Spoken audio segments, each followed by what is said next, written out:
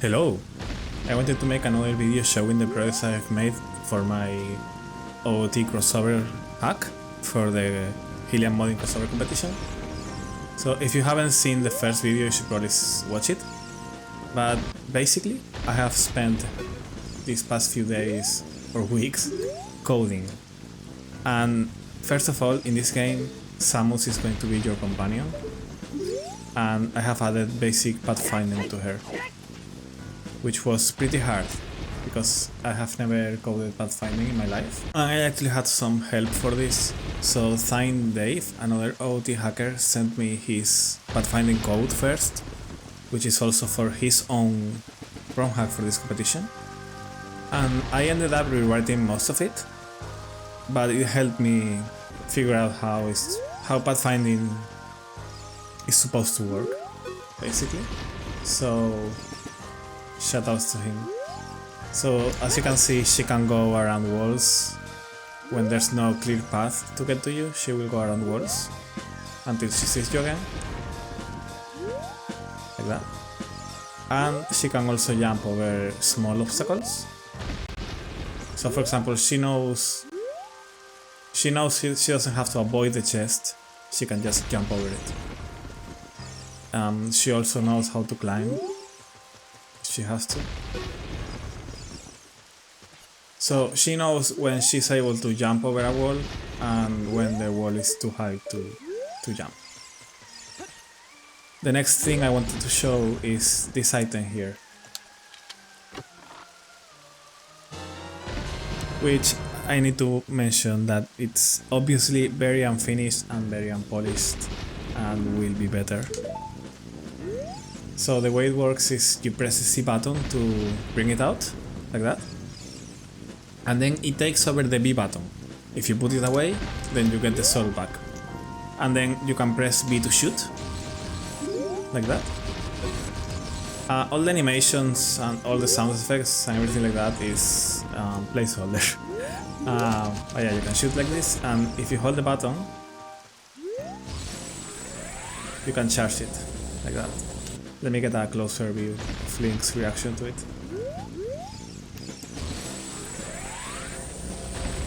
Yeah. And as you can see, there's cool lighting when you shoot. I think it looks pretty cool.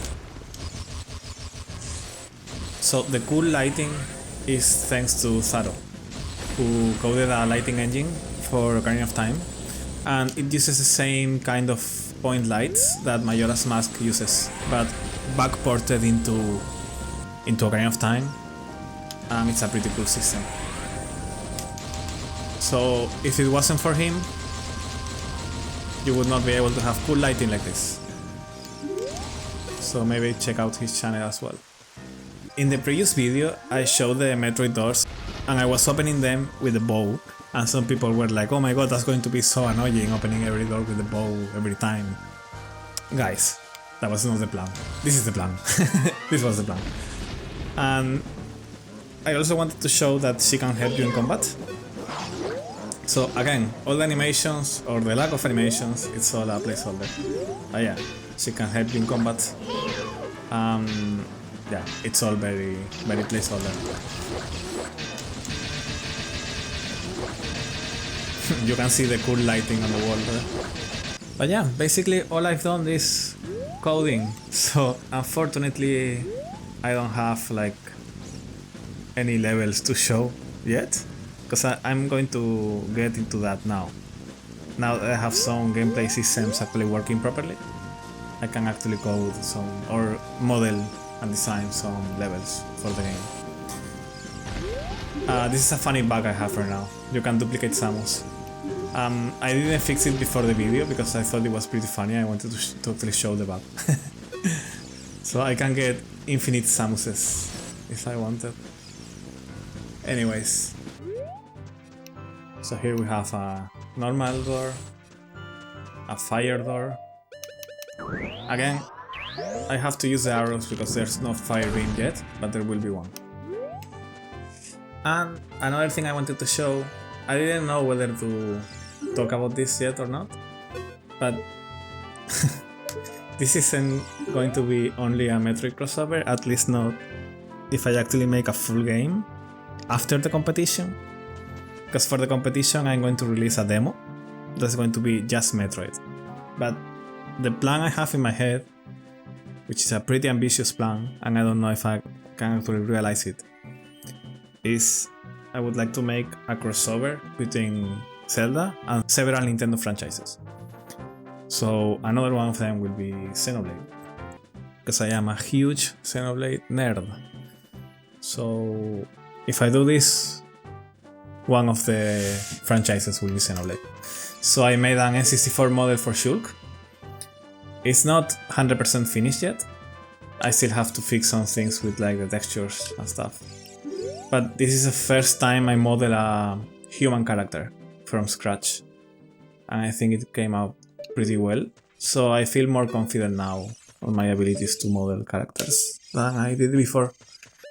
I made a test cutscene just to, you know, play around with the cutscene system in the game.